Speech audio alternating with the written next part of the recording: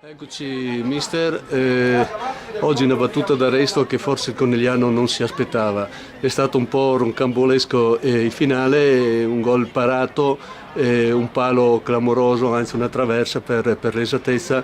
Come l'ha vissuta questa partita?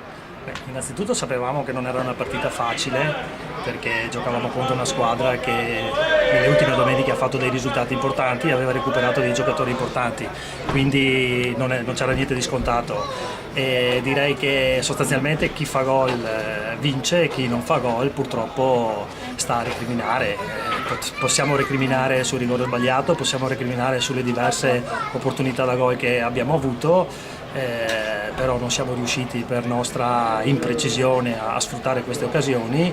Al Portoguaro vanno i 3 punti, a noi ci rimane la prestazione e la consapevolezza di aver fatto una buona partita. Sì, è stata una partita agonistica giocata a viso aperto da entrambe le parti, si vedeva in campo due squadre toniche, però per il Conegliano questa battuta d'arresto implica qualche cambiamento? Voi siete già appagati, fra virgolette? Ma noi non siamo sicuramente appagati perché ci sono ancora delle partite da giocare e affronteremo le altre partite con lo stesso spirito di questa qua di oggi, sperando che il risultato sia poi diverso.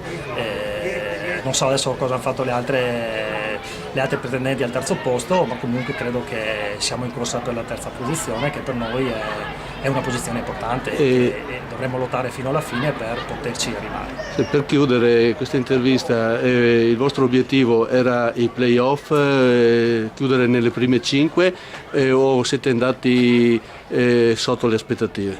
No, il nostro obiettivo era arrivare a 40 punti il prima possibile, tutto quello che arrivava dopo era tutto in più, ci troviamo in una posizione dove ci giochiamo una posizione di classifica molto importante e quindi ci proviamo fino alla fine, quindi direi che stiamo facendo una stagione positiva, una stagione importante e quindi cerchiamo di sfruttare questa opportunità che abbiamo per fare bene, per chiudere il campionato in una posizione all'inizio insperata, impensabile, quindi ci proveremo.